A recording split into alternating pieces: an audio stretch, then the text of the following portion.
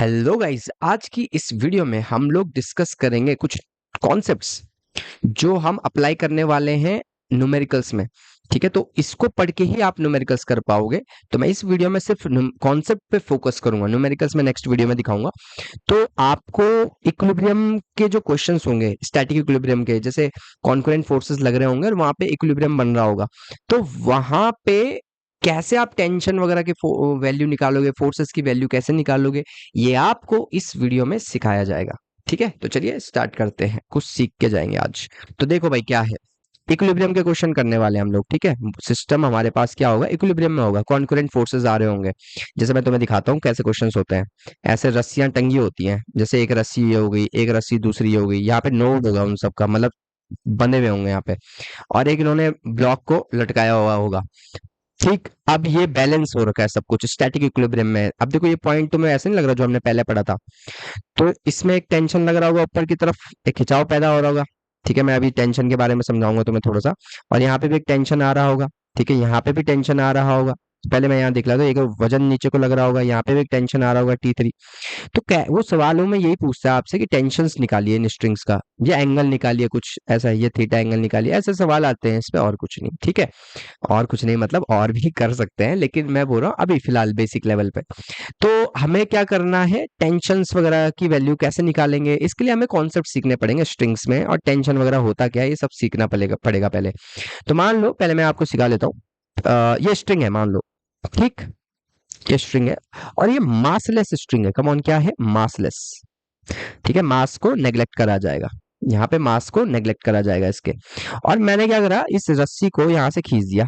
कमन क्या कर दिया, फोर्स लगा दिया। ध्यान देना भाई इस बात का, ये रस्सी थी, मैंने यहाँ पे फिक्स करी हुई थी, यहाँ से फोर्स लगा दिया, खींच दिया, तो भाई एक तनाव पैदा हुआ। और वो इसको कहते हैं टेंशन, इंटरनल फोर्स जनरेट हुआ इस रस्सी में, तो इसको बोलते हैं टेंशन। ठीक, अब जब आप एक साइड से टेंशन बनाते हो, कम ऑन ध्यान रखना, अगर आप एक साइड से टेंशन बनाते हो तो दूसरी साइड से भी टेंशन बनाना पड़ता है। अब भाई ऐसा क्यों, ऐसा इसलिए, देखिए क्यों। ये रस्सी है मासलेस।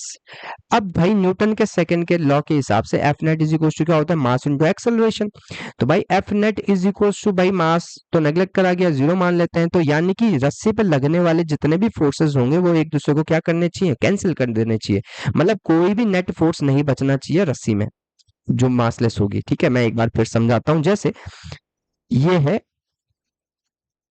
रस्सी, ओके, स्ट्रिंग है कोई या रोप है। अब मैंने क्या कर दिया, इसको इस पे एक मास लटका दिया, ऐसे ब्लॉक लटका दिया, तो भाई ऑब्वियस सी बात है इक्विलिब्रियम में है। कम ऑन, क्या, अब इक्विलिब्रियम में, इक्विलिब्रियम में मतलब इसमें इसमें जो फोर्सेस लग रहे होंगे वो इसको अपनी स्टेट बरकरार रखने में मदद कर रहे होंगे। मतलब कोई भी नेट रिजल्टेंट नहीं बच रहा होगा, जो इसकी स्टेट है वो बरकरार होगी। अभी रेस्ट में है तो रेस्ट में ही रहेगा। तो यहाँ देखो भाई, यहाँ से लगा क्या, एक वजन। अब जब खींचे, ये रस्सी को खींच रहा होगा तो रस्सी में एक तनाव पैदा होगा, मान लो T। याद रहे, एक रस्सी में एक ही तरह का टेंशन जनरेट होता है, बस। अब देखो, अकॉर्डिंग टू दिस कॉन्सेप्ट जो हमने अभी पढ़ा कि रस्सी में जितने भी फोर्सेस लग रहे होंगे, नेट फोर्सेस क्या हो जाने चाहिए, जीरो हो जाना चाहिए। तो इसमें तो एक फोर्स आ गया, टेंशन। तो यार नेट अब ये वायलेट कर जाएगा, तो इसलिए हम क्या करते हैं, यहाँ से एक और टेंशन बनाते हैं T, जो इसको बैलेंस करेगा। तो हम बोलेंगे अब इस रस्सी में क्या है, एफ नेट क्या है, जीरो, कोई भी नेट फोर्स नहीं बचा। तो इसलिए बनाते हैं, कभी भी आप अगर एक टेंशन बनाओगे तो दूसरी साइड से लाना ही पड़ेगा, अगर वो मासलेस स्ट्रिंग है, जो हमने अभी कॉन्सेप्ट बनाया था। ठीक है, तो चलिए अब देखिए कैसे। जैसे अगर मैं आपके पास, ये कोई क्वेश्चन है, तो ये ब्लॉक है। ठीक है, ये उसका वजन था, नीचे को लग रहा था, तो एक टेंशन लग रहा था। टेंशन कहाँ लग रहा है, ऊपर को लग रहा है। देखो ये वाला फोर्स, टेंशन फोर्स, एक खिंचाव यहाँ पे पैदा हुई इस रस्सी में, ये T3, ये अलग अलग रस्सी है, तीन रस्सी है, एक, दो और तीन। तो इस वाली रस्सी में T3 पैदा हुआ, तो भाई ऑब्वियस सी बात है, अगर ये रस्सी है, इसमें एक ही फोर्स जनरेट हुआ, भाई इसको बैलेंस करने के लिए एक और लाना पड़ेगा, वो क्या होगा, T3। अरे आया समझ में, net force on a string is zero according to this concept. अब ये वाली रस्सी देखो, इसमें एक तनाव पैदा हुआ, कौन सा वाला, ये T वाला, तो यहां से भी कौन सा आएगा भाई, T ही आएगा। ये अलग रस्सी थी। अब यहां देखो भाई, यहाँ पे कौन सा टेंशन हुआ इस रस्सी में पैदा, T1 वाला। तो भाई इस रस्सी में तो एक ही फोर्स आ रहा है, तो हमें इसको बैलेंस करने के लिए एक और बनाना पड़ेगा अपोजिट डायरेक्शन में, है ना, तो ये आ गया T1। तो ऐसा बनाना पड़ता है इसमें, ताकि ये लॉजिक लग पाए। आई होप कॉन्सेप्ट समझ में आया हो कैसे हम यूज करेंगे। अब इसके बाद नेक्स्ट स्टेप क्या होता है, पहले तो आपने इसमें टेंशन फोर्स जनरेट बनाने होते हैं, नेक्स्ट स्टेप क्या होता है, ठीक। पहला स्टेप तो मैंने बना दिया कि उसमें draw all the forces, all the forces, ठीक, टेंशन वगैरह सब। दूसरा स्टेप होता है आपको एफबीडी बनाना पड़ता है, एफबीडी फ्री बॉडी डायग्राम बनाना पड़ता है। भाई ये किस चीज का, किस भला का नाम है भाई, फ्री बॉडी डायग्राम मतलब जो भी वहां पे बॉडी वगैरह होगी या पॉइंट वगैरह होगा उन पे जितने भी फोर्सेस लग रहे होंगे उन सबको आपको दिखाना पड़ेगा। जैसे ये एक एग्जांपल लेता हूँ, देखो इसको अलग कर दो, यहाँ पे फ्री बॉडी डायग्राम बनाता हूँ मैं इस केस में। तो तुम्हें तो एक ब्लॉक ही दिख रहा है यहाँ पे, तो ये ब्लॉक रख लेते हैं फिलहाल। ये ब्लॉक, इस ब्लॉक में कितना फोर्स लग रहा है, एक नीचे को लग रहा है, एक वेट वेट लग रहा है, और इसको कौन ऊपर बैलेंस कर पा रहा है, एक फोर्स कौन सा, टी टेंशन। तो मैंने इस बॉडी का फ्री बॉडी डायग्राम बना दिया। मेनली हम इसी की कैलकुलेशन करेंगे, ऊपर भी वर्ड्स कर सकते थे आप सीलिंग की, बट वहां पे मैं नहीं जा रहा हूँ, ठीक। अब जैसे ये है, इस केस में क्या दिख रहा है, एक तो ये पॉइंट दिख रहा है जहां पे कॉन्करेंट फोर्सेस एक्ट कर रहे होंगे, देख लो ये पॉइंट बीच वाला, ये वाला देखो, ये वाला, ये वाला। तो इसमें फोर्सेस देखो कहाँ जा रहा है, एक यहाँ जा रहा है, एक यहाँ जा रहा है, एक यहाँ जा रहा है, तो कॉन्करेंट फोर्सेस एक्ट कर रहे हैं इस पी पॉइंट पे। तो इस पी पॉइंट का भी फ्री बॉडी डायग्राम बनाया जा सकता है, एक लगेगा यहाँ को टी, इसको लगेगा कौन सा T1, और यहाँ को कौन सा लगेगा W।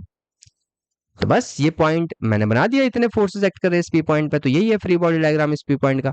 अगर आपको इसका बनाना है आप इसको भी अलग कर लो। इसमें क्या होगा देखो, इस ये वो ब्लॉक है, इस ब्लॉक का कैसे बनाएंगे, ब्लॉक बनाया, नीचे को क्या लग रहा था, वेट, और एक टेंशन ऊपर को लग रहा था, कौन सा, T3। तो इन दोनों, एक पी पॉइंट का और एक ब्लॉक का मैंने फ्री बॉडी डायग्राम बना दिया। फ्री बॉडी डायग्राम मतलब जितने भी फोर्सेस उन पे एक्ट कर रहे हैं किसी बॉडी पे आप बना दो या किसी पॉइंट पे, ठीक है। आई थिंक समझ में आया। नेक्स्ट देखिए, तो आपने सबसे पहले दो स्टेप करने हैं, तो ड्रॉ ऑल द फोर्सेस, सारे फोर्सेस ड्रॉ कर दिए, फिर एफबीडी बना दिया। अब तीसरा स्टेप, द मोस्ट इंपॉर्टेंट, आपको क्या करना है, इक्विलिब्रियम की कंडीशन लगानी है, इक्विलिब्रियम की कंडीशन लगानी है, इक्विलिब्रियम की कंडीशंस लगानी है। जितने भी फोर्सेस एक्स डायरेक्शन में होते हैं वो सब एक दूसरे को बैलेंस कर रहे होंगे, जितने भी फोर्सेस वाई डायरेक्शन में हो रहे होंगे वो सब एक दूसरे को बैलेंस कर रहे होंगे, और अगर कोई मोमेंट बचा हो, वहां पे कोई मोमेंट भी हो रहा हो तो वो भी एक दूसरे को बैलेंस कर रहे होंगे। वैसे तो मेनली आपको यही दिखेंगे, मोमेंट भी आ सकता है, अभी तो फिलहाल हम इन दो बेसिक लेवल पे चलेंगे। मोमेंट, मोमेंट अगर आपको पता होना चाहिए यार, इसके बारे में थोड़ा सा पढ़ लिया, मैं यहाँ पे नहीं जा रहा हूँ इस चीज पे, मैं इन दोनों पे जाऊंगा बस, ठीक है। तो जितने भी फोर्सेस वहां पे एक्स डायरेक्शन और वाई डायरेक्शन में लग रहे होंगे वो सब एक दूसरे को बैलेंस करेंगे। इससे पहले आपको सबको किस में तोड़ना पड़ेगा, देखो इसमें लाने के लिए, ये कंडीशन लगाने के लिए आपको जितने भी फोर्सेस हैं, अगर कोई एंगल में आ रहा है कोई फोर्स, मान लो कोई एंगल में आ रहा है ना फोर्स, ऐसे कोई एंगल में, ऐसे कोई एंगल में आ रहा है फोर्स, तो उसको आपको तोड़ना पड़ेगा, कंपोनेंट्स में तोड़ना पड़ेगा। जैसे फोर्स एफ है तो इसको कंपोनेंट में तोड़ना पड़ेगा, एफ कॉस थीटा हॉरिजॉन्टल वाले डायरेक्शन में, और वर्टिकल वाले डायरेक्शन में एफ साइन थीटा, ऐसे तो तोड़ना पड़ता है, तब जाके कंडीशन लगानी पड़ेगी एक्स और वाई डायरेक्शन में, तब आएंगे आपके आंसर। ये तो तीन स्टेप आपको याद रखने हैं, पहला क्या है, ड्रॉ ऑल द फोर्सेस, दूसरा है एफबीडी, तीसरा है इक्विलिब्रियम कंडीशन लगाना। तो ये तीन स्टेप हम फॉलो करेंगे, तो मैं आपको इसको करके दिखाता हूँ, इस वाले को नीचे बना रहा हूँ मैं एक बार फिर से, तब मैं तोड़ के दिखा रहा हूँ कैसे करना है, ठीक है। तो एक बार लगा के दिखा रहा हूँ सारा एक साथ, तब आप क्वेश्चन करिए नेक्स्ट वीडियो से। क्या है क्वेश्चन, कि यहाँ पे एक मास लटका हुआ था, इस मास का वजन नीचे को लग रहा था वेट, तो ऑब्वियसली बात है, तीन तीन स्ट्रिंग मैंने बना रखी है, यहाँ पे गांठ बंधी हुई है उन पे, तो या बैलेंस कर रखा है सब कुछ, ठीक है। स्टैटिक इक्विलिब्रियम में, कौन किसमें, स्टैटिक इक्विलिब्रियम। अब तो समझ में आ रहा होगा स्टैटिक का मतलब क्या है, कमॉन, ठीक है। अब देखो क्या करेंगे, सबसे पहले क्या करते हैं, पहले स्टेप मैंने क्या बताया था भाई, फर्स्ट स्टेप क्या है, ड्रॉ ऑल द फोर्सेस, तो बनाओ भाई इसमें सारे, ये वेट नीचे को लग रहा था, एक टेंशन यहाँ पे लगेगा T1 ले लेते हैं। अब जब ये नोड है यहाँ पे एक टेंशन, तो T1 एक और आएगा ना यहाँ पे बैलेंस करने के लिए, ताकि इसमें नेट फोर्स क्या हो, जीरो, तो ये T1 आ गया। एक फोर्स यहाँ पे तनाव पैदा होगा, ये क्या होगा, T2। अब भाई इस स्ट्रिंग में नेट फोर्सेस क्या होने चाहिए, जीरो, तो यहाँ से भी क्या आएगा, T2। तो यहाँ से भी क्या आएगा, एक ये बना दिया मैंने, यहाँ पे क्या लगेगा, T3, तो यहाँ से भी क्या आएगा, T3 आएगा। आई थिंक समझ में आया। अब दूसरा स्टेप क्या होता है, फ्री बॉडी डायग्राम बना दो आप, तो चाहे आप यहीं पे बना दो भाई, यहीं पे मैं वर्टिकल और हॉरिजॉन्टल ड्रॉ कर दूं, घिचपिच ना करूं मैं, इसलिए मैं अलग कर दे रहा हूं इसे। तो मैंने सबसे पहले इसका फ्री बॉडी डायग्राम बनाया नीचे वाले ब्लॉक का, तो ये ब्लॉक है, ये बनाया क्या, W, नीचे ऊपर कौन सा लग रहा था फोर्स, T1, तो ये इसका फ्री बॉडी डायग्राम हो गया। अब आप क्या करोगे, इस पे न्यूटन का सेकंड लॉ लगा सकते हो आप, जैसे F net is equal to क्या, मास इंटू एक्सेलरेशन। भाई बताना जरा, क्या डब्ल्यू और कहीं ये बॉडी जा रही है क्या, नीचे ऊपर कहीं जा रही है क्या, नहीं, यानी कि एक ये इक्विलिब्रियम में था, स्टैटिक इक्विलिब्रियम में, तो एक्सेलरेशन तो क्या है, जीरो। तो यानी कि एफ नेट कौन कौन से फोर्सेस देखो, W minus T, opposite direction में ना, ये नीचे को मान लो पॉजिटिव, ऊपर को मान लो नेगेटिव, तो W minus T is equal to zero. तो यानी कि डब्ल्यू को कौन बैलेंस कर रहा है, टेंशन बैलेंस कर रहा है। तो यहाँ से मुझे एक इक्वेशन पता चल गई। तो एफबीडी बनाने से आपको इक्वेशन पता चल जाएगी कौन किसको बैलेंस कर रहा है। आई थिंक समझ में आ रहा होगा। दूसरे वाले को बनाते हैं, इस वाले पी पॉइंट को, ये जो पी पॉइंट था इसको बनाते हैं। तो पी पॉइंट में क्या था, एक फोर्स लग रहा था यहाँ को, ये कौन सा फोर्स था, टेंशन T3। एक फोर्स लग रहा था यहाँ को, ये कौन सा फोर्स था, T2। एक फोर्स लग रहा था नीचे को, ठीक, तो एक फोर्स लग रहा है नीचे को, ये कौन सा था, ये था T1। तो ये एफबीडी बन गया किसका, पी पॉइंट का। तो आप क्या करना है, आप सबसे पहले आप हॉरिजॉन्टल ड्रॉ करो, लाइन ड्रॉ करो, और एक वर्टिकल लाइन ड्रॉ करो, ताकि मैं तोड़ दूं। तो मान लो यहाँ पे जो एंगल था मान लो अल्फा है, और यहाँ पे जो एंगल था मान लो बीटा है। तो देखिए कैसी कैलकुलेशन करेंगे। तो एक बार बताओ यार थोड़ा सा, यहाँ पे अगर मैं लगा देता ये हॉरिजॉन्टल और ये वर्टिकल, तो ये वाला एंगल क्या होता है, अल्फा, ऑल्टरनेटिंग एंगल बन रहा है। यहाँ पे भी ये क्या होता है, बीटा, ऑल्टरनेटिंग एंगल बन रहा है। तो ये वाला एंगल कौन सा बनाया मैंने, फिर से देखो, ये कौन सा है, अल्फा, तो यहाँ पे मैंने बना दिया अल्फा। यहाँ पे कौन सा है, बीटा, तो मैंने बना दिया बीटा। ठीक, ठीक है। अब तोड़ो इसे, वर्टिकल और हॉरिजॉन्टल में तोड़ना है हमें, बस फोर्सेस को दिमाग में रखना है आपको। तो भाई ये कौन सा है, कम ऑन, ये वाला कौन सा होगा, ये वाला, ये कौन सा कंपोनेंट होगा, ये होगा क्या, T3 cos अल्फा। और ऊपर की तरफ इसका कौन सा कंपोनेंट जाएगा, T3 sin अल्फा।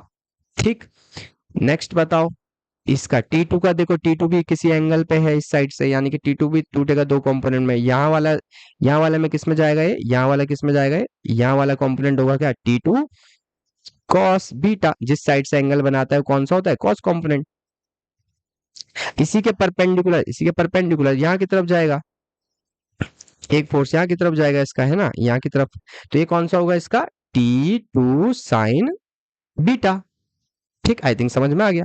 तो अब हमारे पास क्या बन गया है, वर्टिकल और हॉरिजॉन्टल फोर्सेस हमें मिल चुके हैं, बस इसमें इक्विलिब्रियम की कंडीशन लगानी है, बस हो गया खत्म।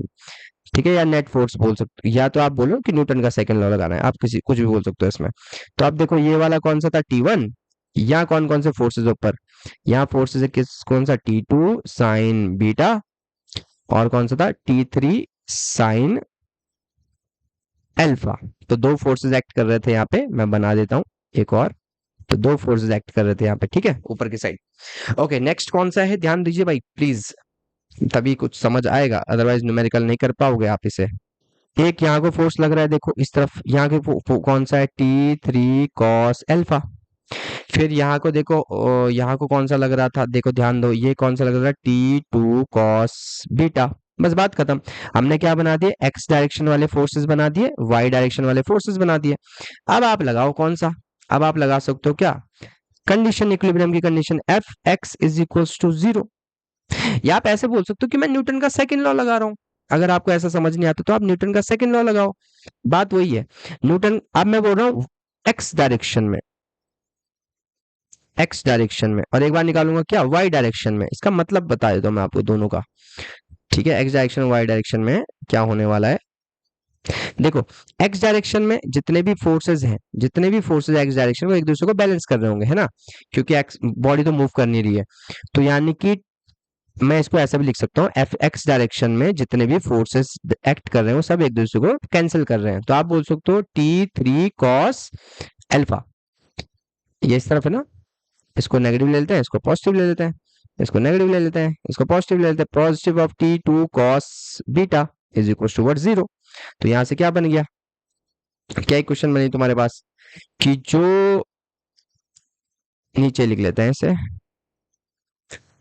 तो ये आपके पास क्या इक्वेशन बन गई कि जो T2 cos बीटा है उसे कौन बैलेंस कर रहा है, T3 cos अल्फा बैलेंस कर रहा है, बात खत्म। ये आपके पास पहली इक्वेशन आ गई। तो ऐसी बनती है इक्वेशन बस।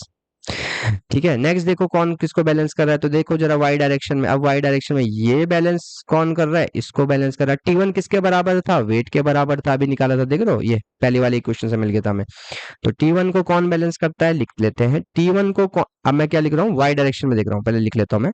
तो वाई डायरेक्शन में क्या लगाऊंगा कि जितने भी फोर्सेस वाई डायरेक्शन में लग रहे हैं वो सब क्या कर रहे हैं, एक दूसरे को बैलेंस कर रहे हैं। या तो आप न्यूटन का सेकंड लॉ लगा लो, जो भी है आप सही कर, दोनों सही है, ठीक है, चाहे आप, है ये न्यूटन का सेकंड ही लॉ, ठीक है, एफ एक्स वाला ये जो मैं लगा रहा हूँ ये न्यूटन का सेकंड लॉ ही है। ये बोल रहा है कि F net in Y direction is zero. जैसे होता है ना मास इंटू एक्सेलरेशन, एक्सेलरेशन तो है नहीं तो जीरो ही तो हुआ। तो F net in Y direction is what, zero, यही तो है, वो न्यूटन का सेकंड लॉ ही है, ये कुछ अलग नहीं है, बस वाई डायरेक्शन में लगा हुआ है और ये एक्स डायरेक्शन में लगा हुआ है, ठीक है, तो कंफ्यूज मत होना इस चीज में।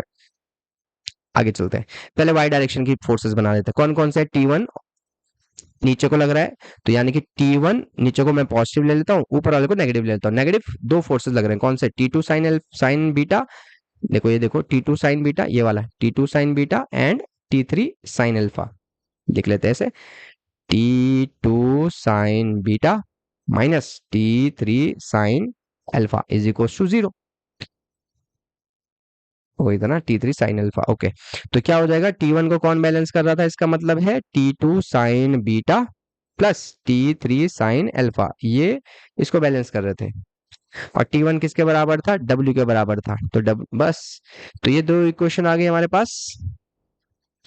बस अब जो करेंगे इनसे करेंगे, टी दो इक्वेशन जब आपके पास आ जाती हैं फिर आप कुछ भी कर सकते हो, T1 T2 की वैल्यू निकाल सकते हो, जो भी है आपको निकाल सकते हो, जो भी बोला गया होगा आपके पास, ठीक है। तो ये है कॉन्सेप्ट, तो तीन स्टेप मैंने आपको समझाए। पहले स्टेप क्या बोला था मैंने, ड्रॉ ऑल द फोर्सेस, फिर फ्री बॉडी डायग्राम बनाओ, फिर मैंने क्या बोलता, इक्विलिब्रियम कंडीशन लगाओ। इक्विलिब्रियम कंडीशन नथिंग बट ये क्या है, न्यूटन के सेकंड लॉ ही है, ये एक्स डायरेक्शन में न्यूटन का सेकंड लॉ है, ये वाई डायरेक्शन में न्यूटन का सेकंड लॉ है, ठीक है। और बस ये आप इक्वेशन बनाना दो, अब इनको सॉल्व करके ही T1 T2 जो भी निकालना है निकाल पाओगे आप।